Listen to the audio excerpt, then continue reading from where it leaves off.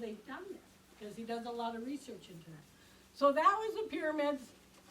Did you go I through? probably know what is how. Oh, yeah, and of course, you know, the guides make sure they do all these pictures like that. That's my sister Karen, we're holding up the pyramid. And our guide was Ahmed, and he did a really nice job, and our driver was Kassan, and I tell you what, if you've ever driven in New York City or Los Angeles, they're safe.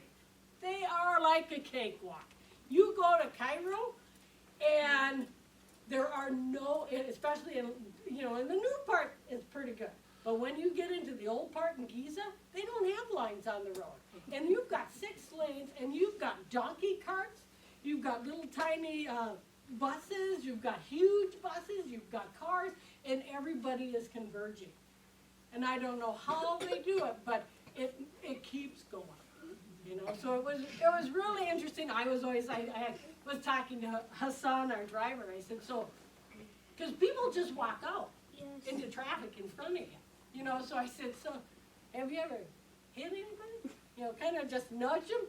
Oh, a few times. I said, you know, because I was asking, I said, so what about insurance over here? And he said, well, only the newest vehicles are insured. Otherwise, nothing's insured. So if you hit somebody, you're not going to get it. You know, so that was quite interesting to learn that. So that was all the pyramids. Yeah, well, you know, we being American tourists, I forgot to tell you, at the airport when we came, it was so funny. Because when we came and we're waiting for our luggage, here's all these Egyptians getting off. And they have stacks of luggage like this. And me and Karen are waiting for our little one bag that we got, you know. We come walking out, and Mohammed's like, where's your bags? I said, this is it. That's all you brought? Because everybody else brings stacks of bags, and we're like, so I thought that was, they don't fly American Airlines where you have to pay for every bag. It's like, holy crud. So from the pyramid, then we went to the great Sphinx of Giza. So the Sphinx is a creature with the body of a lion and the head of a human. They figured the face was Khafre, the son of Kapula. He was the second one.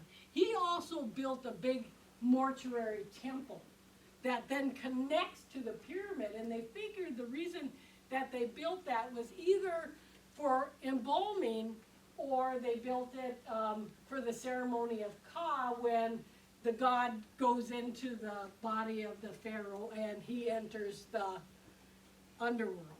So this is the Sphinx. The Sphinx, and how they built that, it's not one piece. What they did is they dug a big horseshoe pit, and there was a bunch of limestone there, and they carved it.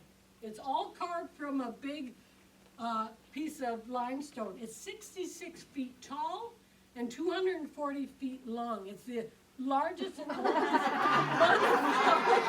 statue in the world. There you gotta get pictures when you can get it. We had a really good guide. I tell you, he did good tourist pictures. Just what you want. But yeah, you can go right up to anything and touch it. That was what's so cool about everything in Egypt, is you can get so close to it. Yes, you got a question? Why do they build all this stuff?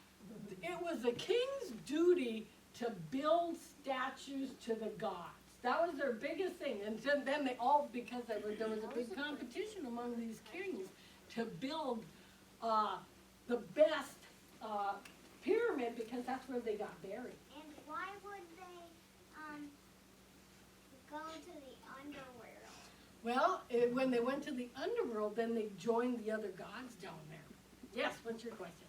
Why do you have a picture of you trying to kiss it? It's just one of those things.